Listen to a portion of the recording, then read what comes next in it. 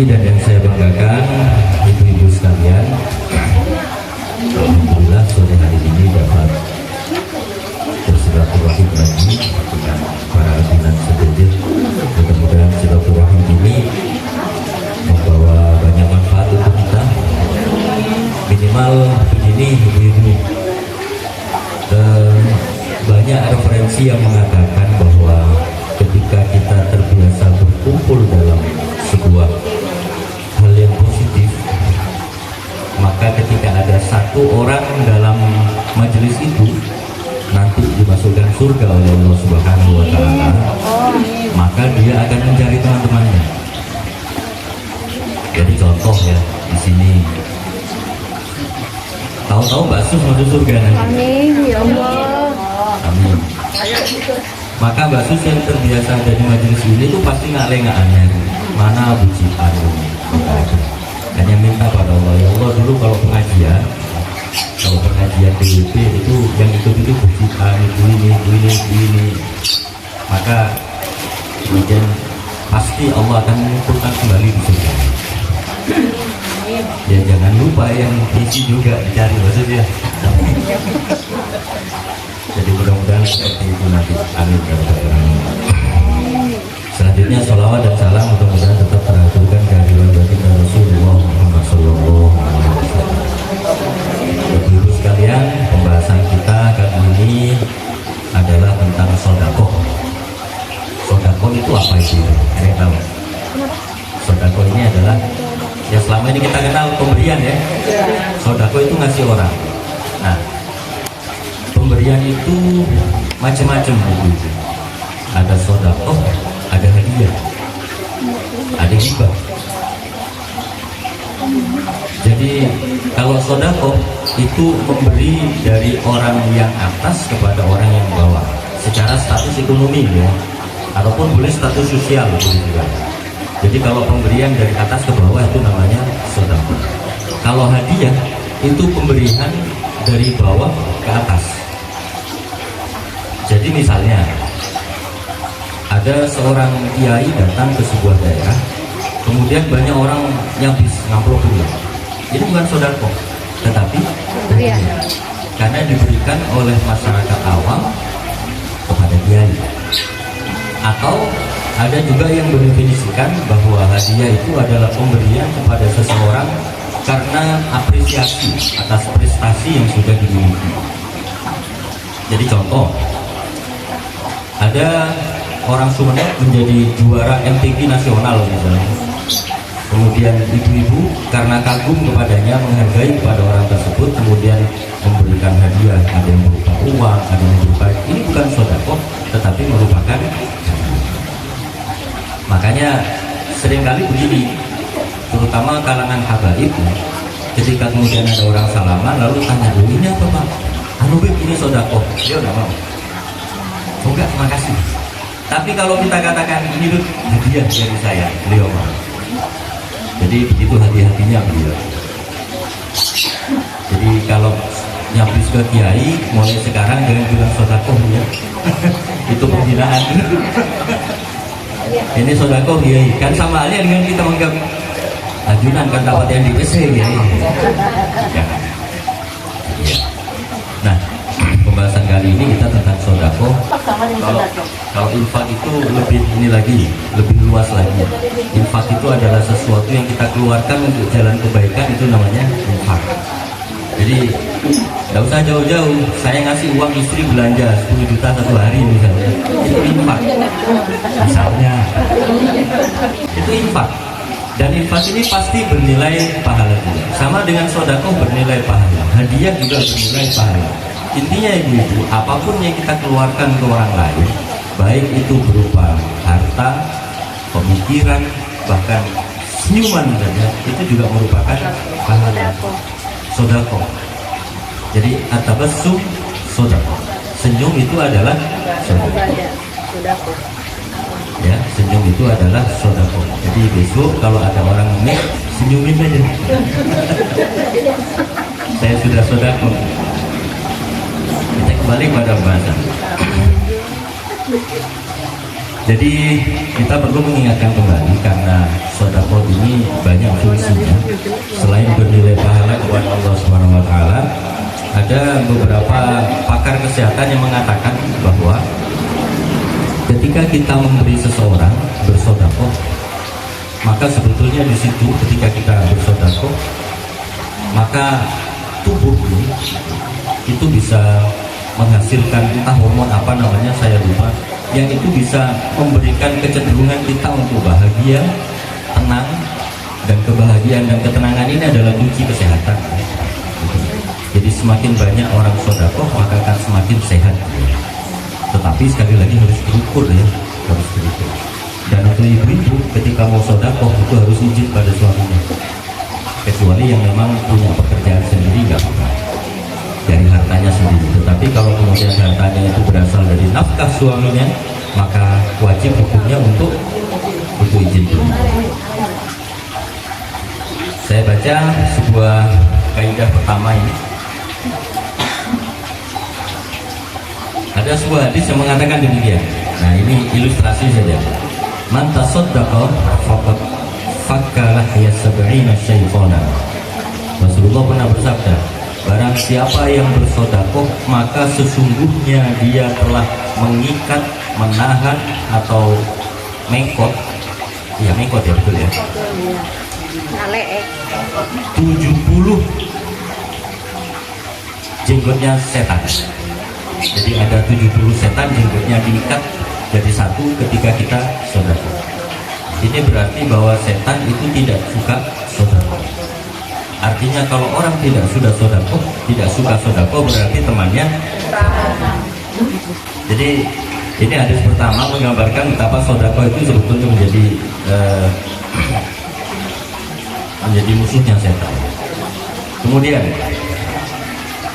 Habib Ahmad Al-Aqqas pernah mengatakan demikian, inna luqmatan fi batni ja'i'in afdalu min imarati sab'ina jami'.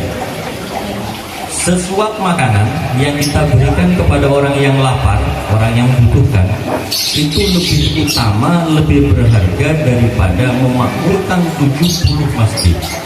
Bayangkan, 70 masjid kita makmurkan itu masih lebih utama, lebih besar pahalanya kalau kita mensodakohkan sesuap nasi kepada orang yang lapar.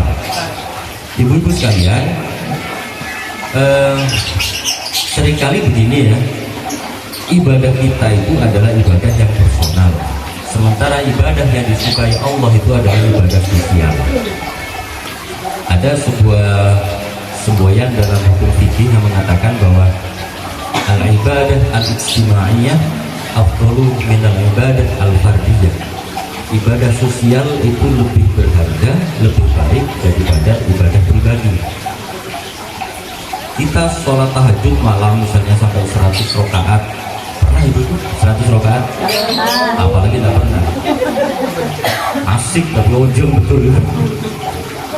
100 rakaat tiap malam itu akan lebih disukai Allah apabila kita beribadah yang bersifat sosial. tiap hari memberikan infak kepada pengemis, misalnya memberikan sodako pada pengemis, gak usah banyak-banyak, 5.000, 10.000, tapi continue tiap hari. Mengapa Allah menyukai ibadah yang bersifat sosial? Karena ibadah yang bersifat sosial ini efeknya jelas, dan potensi untuk menimbulkan rasa sombong itu lebih ada pada ibadah yang personal. Maksudnya begini, ibu-ibu sering melihat kan ya, orang yang rajin ke masjid, jamaahnya aktif, zikirnya bagus, baca Qur'annya aktif. Ini kan ibadah personal, ibadah yang tidak ada kaitannya dengan sosial. Orang-orang seperti ini kok herannya kebanyakan belum beli, betul ya? Belum beli, kemana-mana ceramah. Jadi setiap ketemu orang, sholat jamaah itu penting, kita harus menghindarkan diri dari perbuatan keji dan muka dan sebagainya. Dan seolah-olah tidak ada orang yang masuk surga lagi kecuali dia. Ini kalau orang terlalu ke ibadah fardiyah, ibadah personal. Tetapi kalau ibadah istimaiyah ini beda. Orang kalau senang sodako, senang bergaul, kemudian senang senyum, saya katakan seperti tadi, itu biasanya orangnya cenderung sosialnya tinggi. Dan orang ini cenderung kemudian lebih mengutamakan kepentingan orang lain daripada kepentingan sendiri. Oleh karena itu, maka secara psikis sebetulnya ibadah personal dengan ibadah sosial itu secara psikis, secara kejiwaan itu lebih berpengaruh ibadah yang sosial. Ya, tapi bukan berarti tahu-tahu ibu-ibu berhenti tidak sholat 5 waktu gara-gara saya sudah sodako. Boleh ya. Kalau hal-hal yang bersifat wajib itu harus tetap dilakukan. Jadi begitu pentingnya ibadah sosial yang harus kita lakukan, dan ini adalah sesuatu yang sangat dicintai oleh Allah Subhanahu wa Ta'ala. Kemudian ada sebuah hadis riwayat Imam At-Tabrani. Rasulullah pernah berkata demikian, "Hasilu amwalakum bis-zakati wa dawu mardakum bis-sadaqati ma dha'a malun fi barrin aw bahrin illa min adam zakati." Sabda beliau, "Hasilu amwalakum bis-zakati." Bentengi, pagari harta kalian dengan zakat. Kalau ada sesuatu yang sangat penting, kita akan melindungi itu, kita membentengi. Nah, benteng untuk harta kita itu adalah zakat. Tidak pernah ada ceritanya satu orang miskin gara-gara memberi orang lain. Pernah dengar ceritanya? Ada? Nggak ada. Jadi orang kaya kemudian jatuh miskin, lalu ditanya, kenapa kau miskin? Saya terlalu banyak sodako. Nggak ada. Yang salah analisa banyak, tetapi belum ada satupun sejak dulu sampai sekarang orang miskin gara-gara sodako. Jadi orang kalau sodako itu rezekinya ditambah oleh Allah. Tidak usah ini ya, tidak usah membayangkan sodako yang besar-besar lah. Sodako kepada orang Rp1.000, Rp2.000 yang membutuhkan itu sudah luar biasa. Nah, jadi ini Rasulullah menggambarkan hasilu amwalakum bis-zakati, bentengilah harta kalian dengan zakat. Semakin sering kita zakat, semakin sering kita sodako, maka harta kita akan semakin terlindungi. Wadawu mardakum bis-sadaqati, dan obatilah orang-orang sakit kalian dengan sodako. Obati. Jadi kalau ada keluarga kita sakit atau bahkan kita sendiri yang sakit, obati dengan sodako. Ternyata sodako itu menyehatkan. Misalnya agak emplengan si kuning, sodako dah. Tetapi kalau sakitnya berat ya harus satu operasi. Kalau bisa sembuh dengan hanya sodako saja. Tapi ini merupakan salah satu ikhtiar bagaimana ibadah sosial itu harus terus kita lakukan. Selanjutnya ibu, ini kebiasaan kita. Ada beberapa keterangan yang melarang kita untuk membentak orang yang meminta-minta. Jadi at-tahdzir min raddis sa'ili wa nahri. Peringatan untuk orang yang suka membentak, suka menolak orang yang minta-minta. kitab Nasaihud Diniyah ada ibarat demikian, la tarudda awwala sa'ilin yas'aluka. Ketika kita di rumah, jangan sampai menolak orang pertama yang minta-minta kepada kita. Ya bukan hanya di rumah ya, di perjalanan. Kita jalan-jalan misalnya, atau naik sepeda motor di lampu merah, pagi-pagi mau berangkat kerja, ada orang minta-minta pada kita, dan itu pagi hari. Ini kalau katanya kitab Nasaihud Diniyah, jangan pernah menolak orang yang pertama kali minta-minta di hari itu. Kenapa? Innahu qad yakunu malakan ikhtibaran min Allah Ta'ala. Hal tashkuru am takfur. Kadang-kadang orang yang diutus oleh Allah, orang yang minta kepada kita pertama kali di pagi hari itu adalah malaikat utusan Allah yang disuruh ngetes kita apakah kita bersyukur atau tidak. Jadi memang seringkali ya, bukan hanya jarang tetapi sering orang-orang minta pada kita, tapi sebetulnya itu bukan orang, itu adalah malaikat yang menyerupai orang.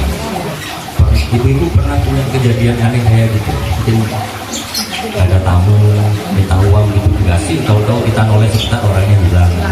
Pernah? Saya belum, karena itu menakutkan. Iya, mau malaikat, mau coba. Tapi ini sering terjadi pada beberapa kawan. Saya pernah dengar cerita dari abang saya sendiri, dari bapak saya sendiri, dan beliau saksi. Di rumah asli saya di Pasuruan itu ada seorang wali besar namanya Yai Abdul Hamid. Ingat ya, Yai Abdul Hamid Pasuruan. Salah satu orang dekatnya itu adalah bapak saya. Hampir tiap hari beliau pasti ke rumahnya Yai Hamid ini, karena memang bisa dianggap program swastanya. Pada satu hari sekitar jam 9, ini bapak saya cerita sendiri, waktu itu bapak sedang duduk-duduk dengan beberapa tamu karena nunggu kiai masih belum keluar dari dalam. Ketika hanya duduk-duduk sekitar 5 orang katanya waktu itu bincang-bincang, tahu-tahu dari arah luar itu datang orang, mohon maaf, kayak orang Negro, kayak orang Papua gitu, pakai celana jeans jelek, kaosnya juga jelek, pakai kacamata hitam, rambutnya panjang, dan di rambutnya masih ada sisirnya. Ada sisir. Tahu-tahu datang ke dalamnya rombongan Yai Hamid, dia langsung tanya kepada tamu dan kepada bapak saya waktu itu, Yai Hamid ada? Spontan dijawab oleh orang-orang, ada, masih di dalam. Tanpa pikir panjang, tahu-tahu orang itu langsung masuk ke dalam itu dengan sepatunya. Kan dianggap orang kurang ajar ya sepatunya. Begitu keluar, jadi masuk sebentar, ketika orang-orang ini mau mengejar ke dalam, ini sudah keluar lagi, pakai sarung. Jadi masuk, keluar lagi pakai sarung. Maka pikiran atau sangkaan orang-orangnya dari situ, ini pasti maling yang mencuri sarung. Dikejarlah orang ini. Tapi belum keluar dari pagar orang yang mengejar, Yai Hamid datang dari dalam rumah beliau. Lalu orang-orang kodokin, sudah nggak usah dikejar. Mundurlah orang-orang, termasuk bapak saya. Udah duduk aja, nggak apa-apa. Siapa ini Kiai kok kurang ajar? Katanya tamu-tamu, katanya bapak saya juga. Jawab beliau, barusan Nabi Khidir mau sholat duha, sarung, minta sama saya. Itu nangis orang-orang itu. Kenapa tidak salaman? Ini gambaran orang-orang minta sodako. Jangan-jangan itu adalah Nabi. Apakah beliau masih hidup? Masih. Dan secara fisik juga masih ada. Cuma memang mempunyai keistimewaan yang luar biasa. Kapan-kapan lah kita bahas Nabi Khidir. Saya punya kitabnya, judulnya Al-Khunyu. Jadi di situ pembahasan lengkap menjadi. Kapan-kapan saya kasih bocoran dan bagaimana cara ketemu Nabi Khidir, bagaimana ngetes apakah orang itu Nabi Khidir apa tidak, nanti di pembahasan lain. Kalau sekarang bersama maghrib nanti.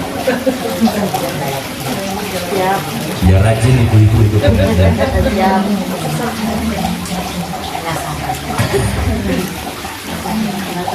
Kemudian Nabi Isa pernah berkata demikian ibu-ibu,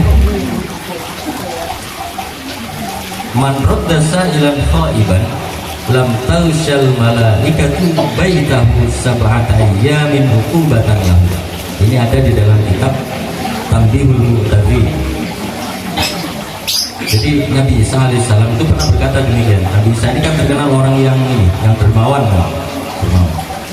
Barang siapa yang menolak, barang siapa yang menolak dengan kasar itu apa namanya? Nyentak ya. Orang yang meminta-minta, maka malaikat itu tidak akan dekat-dekat dengan dia selama 7 hari.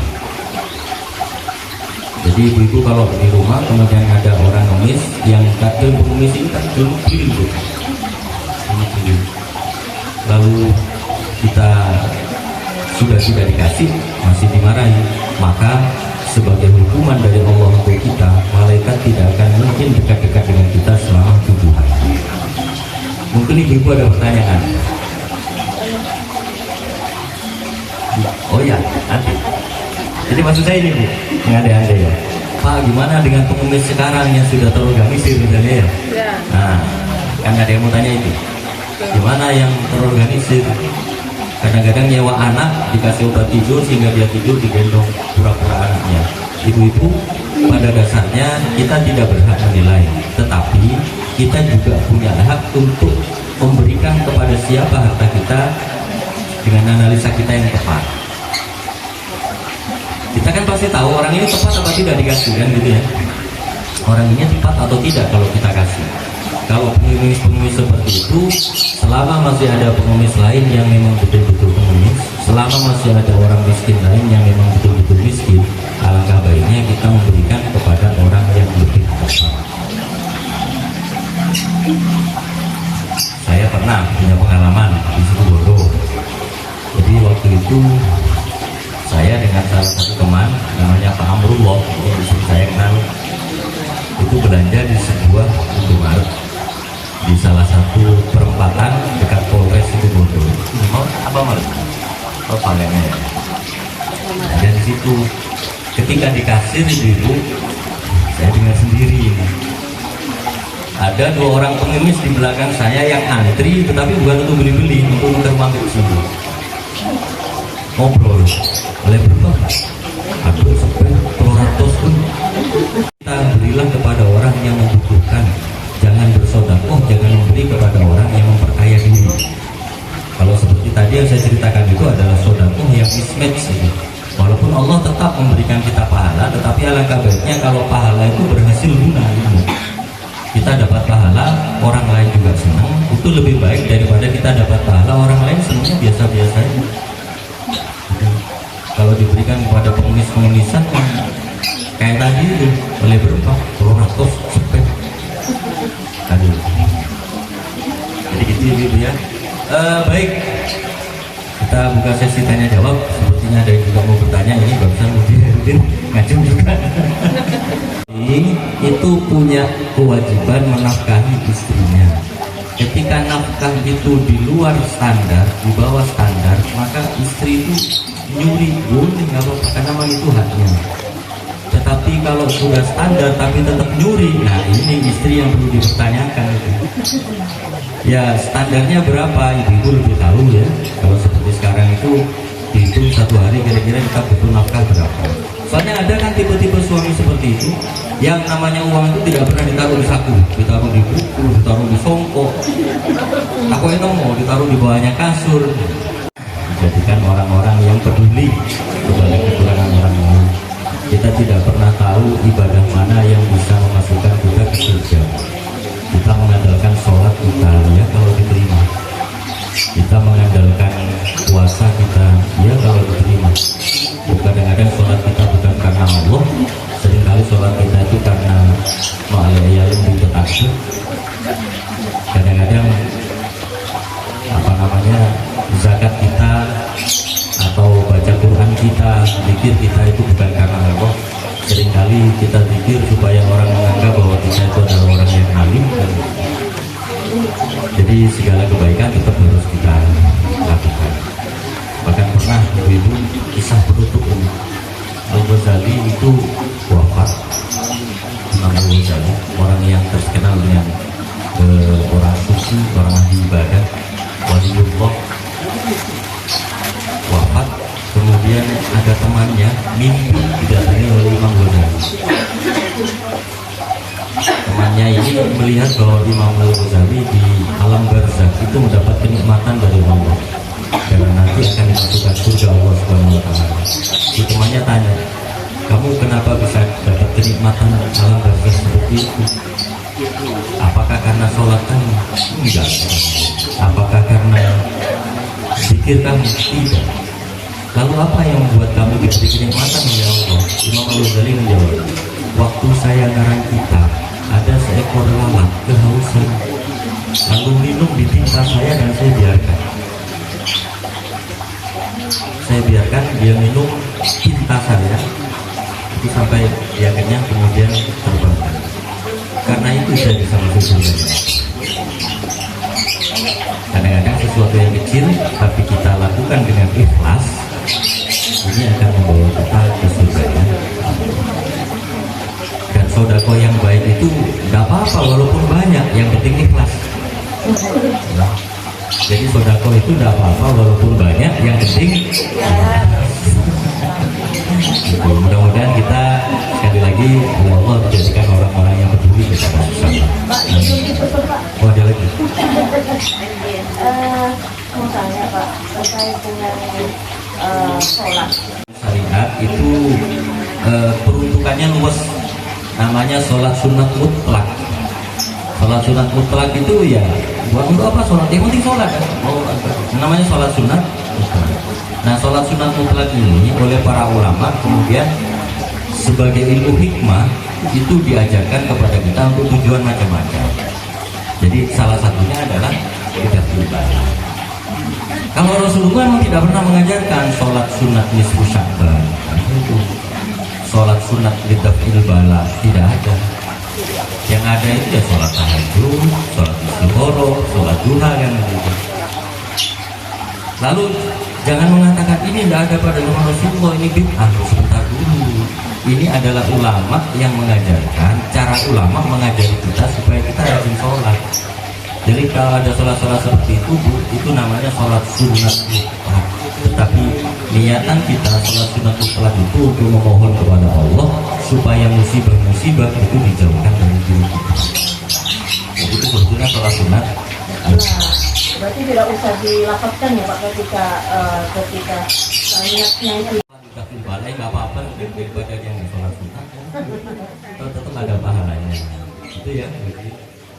Baik. Sholat sunat karena ada sebab, dan sebabnya masih yang akan datang. Kayak ini di tafsir bala. Ya, sholat sunat mutlak atau sholat sunat yang sebabnya masih belakangan.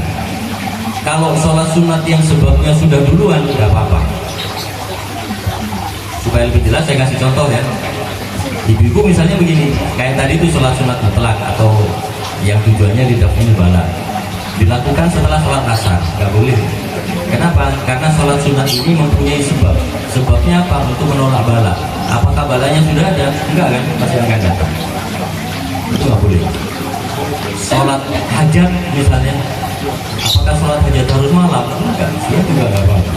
Sholat istikharah tidak boleh dilakukan. Istikharah ini ada sebabnya. Sebabnya apa? Kita minta pemilihan sesuatu yang belum jelas yang akan kita lakukan. Dikasih jodoh 4 orang sama orang tuanya, kita suruh milih salah satu. Apakah jodoh sudah ada? Belum, masih akan. Nah, ini berarti sholat yang berkaitan dengan seperti ini tidak boleh dilakukan. Pertama, setelah asar. 2, setelah subuh. 3, ketika matahari ada di atas kepala. Kalau sholat sunat karena suatu sebab tapi sebabnya sudah terjadi, nggak apa-apa, bebas. Contoh, sunat tahiyatul masjid. Tahu sholat sunat tahiyatul masjid kan? Kita masuk masjid itu kan disunahkan untuk sholat sunat 2 rakaat untuk menghormati masjid itu.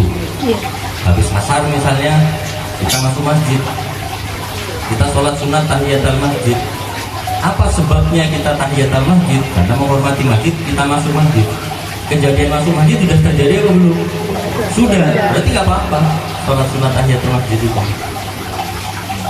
Ada banyak salah kaprah ketika habis asar, tahu ada orang sholat sunat tahiyatul masjid, dimarahi, nggak boleh sholat orang. Ya, tunggu dulu ya, tidak sesederhana itu. Atau sholat sunat syukril wudu. Setelah wudu kita disunatkan untuk sholat 2 rakaat. Berarti sholatnya ada sebab. Sebabnya sudah terjadi apa belum? Sudah. Berarti bebas dilakukan kapan saja. Ya. Ya, bisa dipahami ya. Paham. Kasih. Jadi itu yang tidak boleh. Saya pernah ada ini terlalu ekstrim ya pembahasannya, tak tahu karep. Jadi waktu itu ada jenazah akan dimakamkan setelah asar. Sebelum dimakamkan kan disolati dulu. Ketika mau disolati, salah satu keluarganya teriak-teriak, nggak usah disolati. Ini sudah sholat asar, kita tidak boleh sholat lagi. Untung kemudian saya jelaskan, kalau tidak lolos dari sholat ini. Saya jelaskan, kenapa? Kalau usah sholat jenazah. Iya, jadi nggak usah disolati karena kita dilarang untuk sholat jenazah. Kepalang inilah. Padahal sholat jenazah itu bukan sunnah, tapi fardu kifayah, wajib. Pertama, kemudian yang kedua, sholat yang dilarang itu tidak semua sholat sunnah, tetapi sholat sunat yang mutlak tidak ada sebab atau ada sebab tapi sebabnya masih belum terjadi. Jadi tidak semua kemudian makan ini tidak boleh sholat setelah asar. Ya kalau ikut orang-orang seperti ini itu beragama itu sholat. Udahlah, santai-santai aja gitu. Udah cukup dulu itu? Ya, gue gitu. Nah ini kan karena tuan rumah harus kita terima bahwa sholat tasbih itu harus pernah dilakukan oleh seorang muslim walaupun seumur hidup 1 kali. Apakah ini wajib? Bagaimana kalau orang seumur hidupnya tidak pernah sholat tasbih? Begini, yang pertama sudah, yang kedua namanya sholat sunat tetap sunat, artinya kalau tidak dilaksanakan juga tidak apa-apa. Tetapi sholat tasbih ini adalah salah satu sholat yang mempunyai fadilah atau keutamaan yang sangat besar, sehingga Rasulullah itu sangat ingin umatnya pernah melaksanakan sholat tasbih minimal 1 kali seumur hidup. Mengapa Allah sangat suka dengan sholat tasbih? Karena sholat tasbih itu banyak tasbihnya Imam. Jadi setelah ruku, setelah subhanallah wa bihamdi baca subhanallah walhamdulillah wala ilaha illallah wallahu akbar. Itu ada yang 10 kali, ada yang 15 kali. Itu sholat tasbih. Dan Allah itu paling senang kalau ada hambanya yang memuji kepada Allah. Paling senang kalau ada hambanya yang memuji kepada Allah, sehingga sholat tasbih itu mempunyai tingkatan kesunatan yang sangat tinggi dan mempunyai fadilah yang sangat tinggi, pahalanya juga sangat besar. Ya ibu-ibu kalau masih belum sholat tasbih bisa sholat tasbih. Caranya bagaimana? Di internet banyak sekarang. Tetapi lebih baik kalau tanya pada orang yang ngerti ya, karena kadang di internet itu ada salah ketik, ada ngawur-ngawurnya. Lebih baik tanya kepada orang yang ngerti, tanya ke suaminya, tanya ke ustadznya misalnya. Ya itu misalnya. Jadi walaupun nggak sholat tasbih ya nggak apa-apa, namanya sunat, tetapi tetap lebih baik kalau sholat tasbih. Dah cukup ibu. Baik kita akhiri, mudah-mudahan apa yang kita laksanakan ini pertama dicatat sebagai ibadah oleh Allah SWT. Kemudian yang kedua, mudah-mudahan kita bisa mengamalkan, bisa memahami, mengamalkan apa yang telah kita kaji bersama. Saya juga mengaturkan terima kasih kepada Pak Samsuni sekeluarga yang sudah memfasilitasi pertemuan ini. Mudah-mudahan dengan silaturahim ini dapat terus berlanjut. Amin.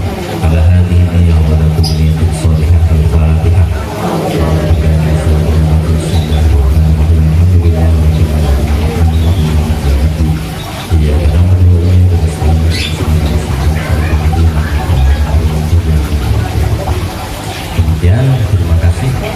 Oh ya,